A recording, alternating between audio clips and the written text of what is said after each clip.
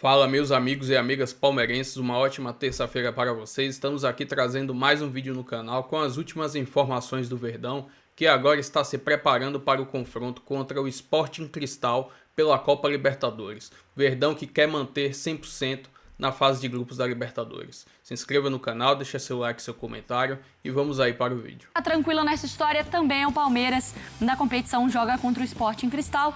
Vinícius Nicoletti, já do Allianz Parque. Tudo bem, Vinícius?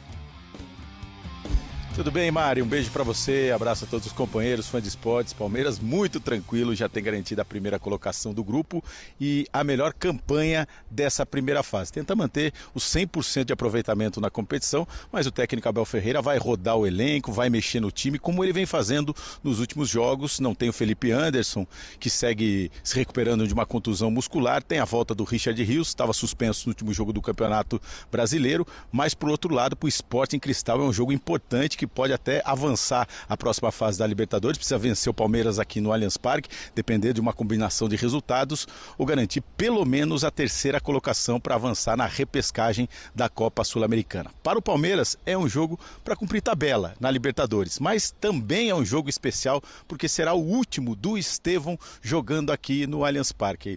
Na última rodada antes do Mundial de Clubes, pelo Campeonato Brasileiro, ele vai enfrentar o Cruzeiro em Belo Horizonte e depois segue para o Mundial de Clubes. Então será a despedida do Estevão aqui do Allianz Parque. Por isso a diretoria do Palmeiras fez uma promoção de ingressos. Os ingressos vão custar de R$40 a R$120. A expectativa é de casa cheia nessa despedida do Estevão. O Palmeiras também prepara uma homenagem, mas aí depende de uma autorização da Conmebol para fazer essa homenagem. A gente lembra que o Endrick, outra joia revelada no Palmeiras, se despediu no ano passado, no jogo de Libertadores, deu volta olímpica, teve homenagem no telão, mosaico aqui no estádio e chorou muito ao ser substituído e depois deu essa volta olímpica. O Estevão já fez 32 jogos aqui no Allianz Parque, nesse 1 ano e meio como profissional defendendo o Palmeiras, e participou de 15 gols diretamente, marcou 10 gols, deu 5 assistências nesses 32 jogos, 18 vitórias do Palmeiras, 8 empates e 6 derrotas, 64% de aproveitamento. Então é a despedida do Estevão, por isso um jogo especial para os palmeirenses. Que pena que a gente fica tão pouco, né, com os nossos astros jogando aqui no nosso país. Obrigada, viu, Vinícius? Boa sequência de trabalho para você, então, toda a despedida. Palmeiras, o Everton vai bater o recorde na Libertadores pelo Verdão e também vai ser o último jogo do Estevão no Allianz Parque amanhã no duelo contra o Sporting Cristal, que não vale nada, mas tem isso, né? Uma simbólica, o adeus ao Estevão, o adeus no Allianz, né? Tem um Mundial ainda pela frente. Sim, cara, o Estevão vai encerrar a jornada dele com a camisa do Palmeiras no seu estádio, no Allianz. A derrota para o Flamengo deu uma murchada boa aí nas expectativas, mas é outro jogo, ingresso popular. Acho que vai lotar o Allianz Parque. É muito cedo ainda para decidir time, né? Tem que esperar um pouquinho, acho que amanhã vai ter um quadro mais específico, mas agora o jogo de domingo passou a ter uma importância ainda maior. O Palmeiras costuma reagir rápido quando perde, né? E seria muito ruim sair para o Mundial com 2 derrotas contra os 2 principais concorrentes ao título brasileiro. Contra o Fortaleza, hoje. é isso? Cruzeiro. Cruzeiro, jogaço. PH. Jogão. Cruzeiro no Mineirão. Então, assim, imagino que quem vai jogar domingo, com exceção do Estevão, não esteja em campo na quarta-feira. Não há necessidade disso, a não ser um problema a ser resolvido. Os 2 zagueiros estão suspensos, o Gomes e o Murilo, né? E nem o Fux nem o Mikael jogaram no último jogo.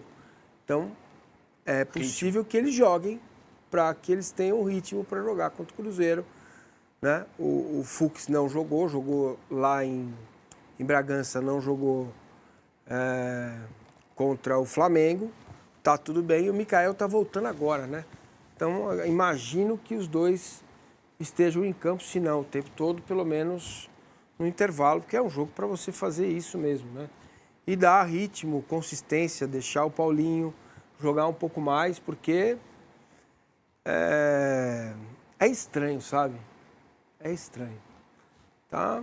Faltam 25 dias aí para a estreia do Mundial. Ele precisa de ritmo de jogo, cara. Entendeu? Então, As explicações são interessantes, elas são reais, eu entendo. É preciso ter cuidado para não voltar a inflamar e tal, mas...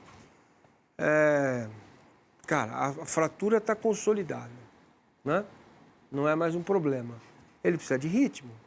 E ele jogou 60 minutos contra o São Paulo e sumiu. Teve que descansar. Então, como que vai ser? No Mundial, com o jogo um atrás do outro, né? Domingo, quarta e domingo. É um jogo um atrás do outro. Não tem pausa. E ele está sem ritmo ainda. Ele não tem ritmo. Né? Então, esse é o jogo para ele jogar.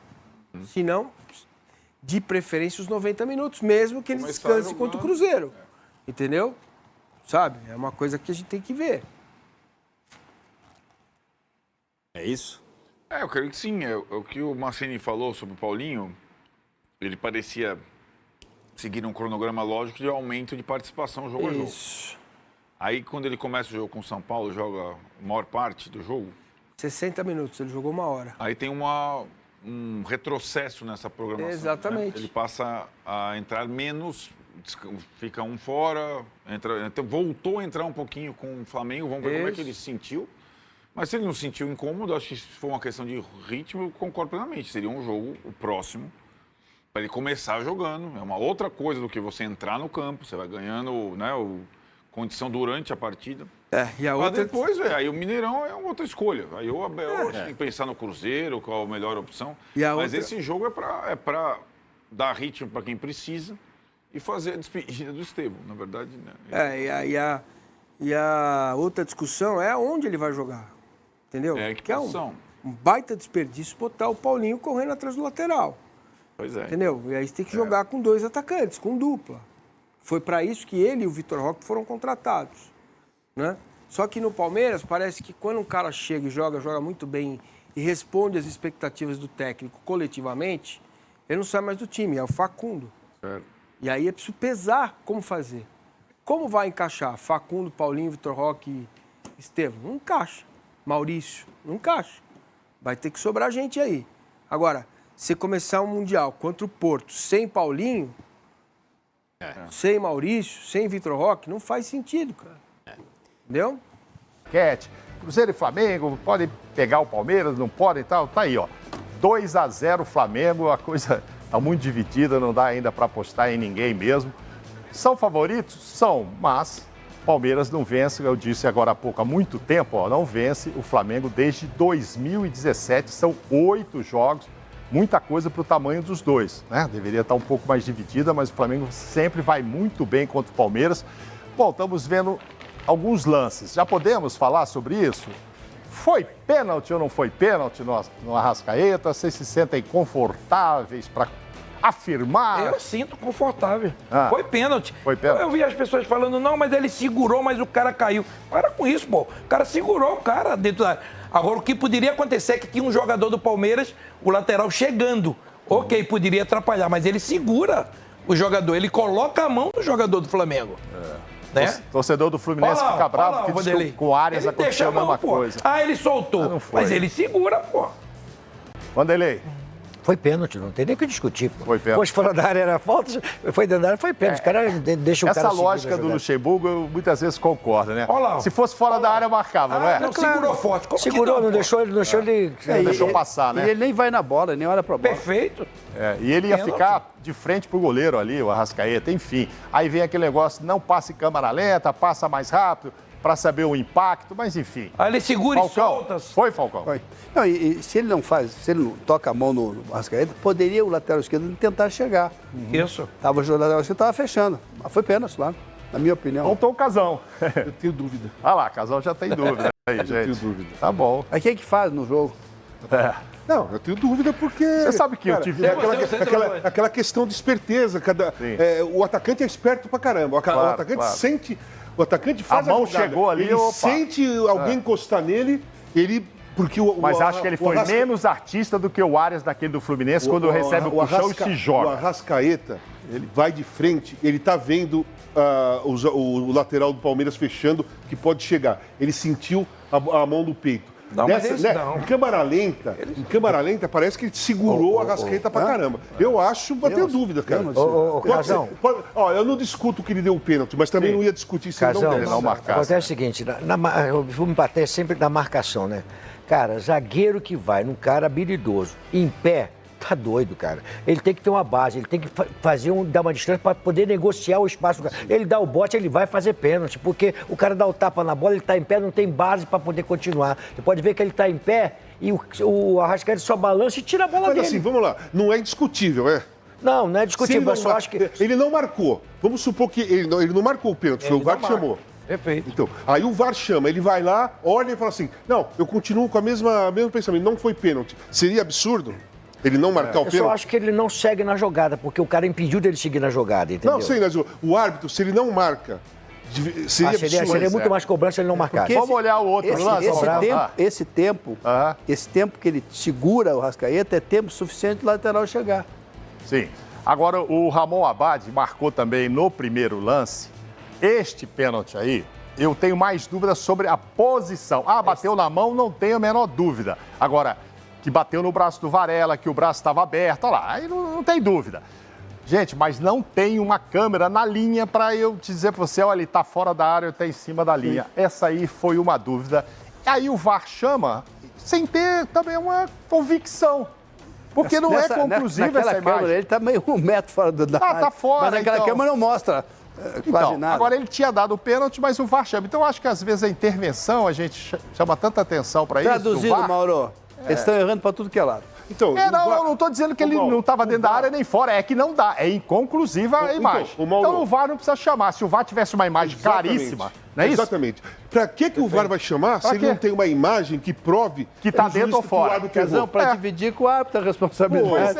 Não, mas aí vai, fala. Não dá para saber se mas foi aí, dentro. Aí sim, se o árbitro é responsável dele, ele não chamou, ele vai ser criticado ou não pelo aquilo que ele fez, tá certo? Mas aí o VAR chama o cara para um negócio que ele não prestou, que ele não chamou ali. E não dá para ver. Os dois não seriam pênalti, porque o árbitro deixou seguir os dois lances ali.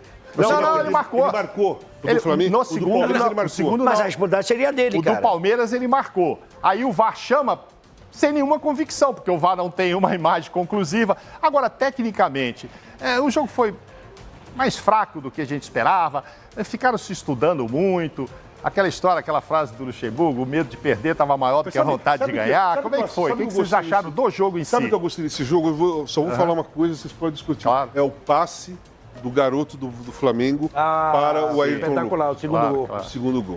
E ele recebe do Murilo, do zagueiro. O Murilo tenta tirar, mas... Que deu, porque ele matou o zagueiro. Era tão óbvio que ele que tocaria para o Michael, né? O zagueiro estava aqui, o Piquerez. E o zagueiro vai lá. O zagueiro começou a ir para lá, o Wallace, né? Olha, ele vira o Wallace. Perfeito. E ele dá uma de Ronaldinho. Ele olha para lá e tchuf para cá. Você viu, Vanderlei? Esse passe foi maravilhoso. Porque essa é magia, né, cara? Futebol, ele faz coisa diferente. Ele olhou pro lado, meteu a bola pro outro, deixou o cara... Quebrou a defesa inteira. Ele driblou sem driblar. Ele driblou sem driblar e ele recebe, o Murilo tenta cortar, parece que é uma tabela entre eles, vai exatamente... Então foi... Ali esse jogo aí, né, vamos dizer, ficou muito... Palmeiras tático, o Palmeiras que é um time mais, né? E o Flamengo tem mais qualidade. Sim. Na hora de que precisar da qualidade, o Flamengo vai pegar vai fazer um tapa de bola, vai dar uma... Exatamente, o time do Palmeiras é o time mais consistente. É isso aí. Mas o time do Flamengo faz coisa diferente. Jogadores que possam fazer diferença. Claro. Por exemplo, aquele negócio que eu acho que... Tudo bem, o Palmeiras é aquele... Quem é que o Palmeiras faz isso aí? O Estevão. Né? O Estevão balança e... Que não brilhou nesse jogo. Essa jogada, ó. Agora é o Murilo, ó. O Murilo é que dá o passe, mas ele faz que ia pra direita lá, nem olhou. Pô, deixou o Ayrton Lucas na cara do gol. Tudo indicava que ele ia passar pro Michael lá, ó. Ele tava esperando, ó.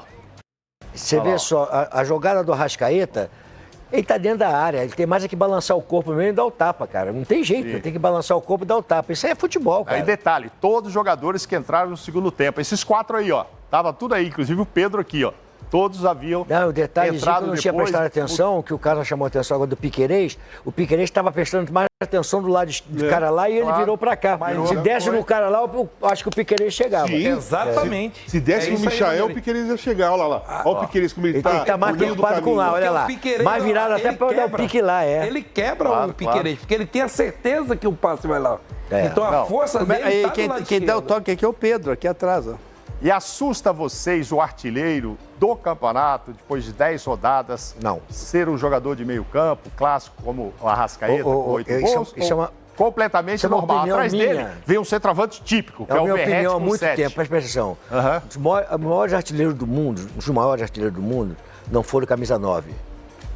Sempre foram camisa 10. Sim. Você vai pegar Cruyff, Pelé, Zico, Maradona. Cruyff era Messi. 14, vai jogar como 10. Não, sempre 14. Mas sempre, entendeu? Os artilheiros, o cara chega vendo tudo de frente. Se o cara começar a entrar na área, vai fazer gol. Centroavante faz gol.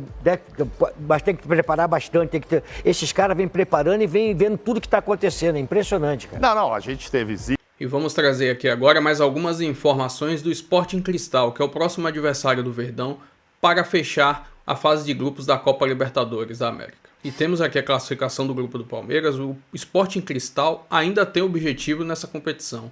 Tem chance matematicamente de se classificar, mas precisa tirar um saldo grande em relação ao Cerro Porteño, vencer o Palmeiras em São Paulo e torcer para o Bolívar vencer o Cerro Porteño lá na altitude, algo que é muito provável. O problema é o Sporting Cristal vencer o Palmeiras tirando esse saldo, mas pode se classificar em terceiro do grupo, o que lhe dá uma vaga na Copa Sul-Americana, ou seja, eles ainda têm um grande objetivo nesse jogo desta quarta-feira.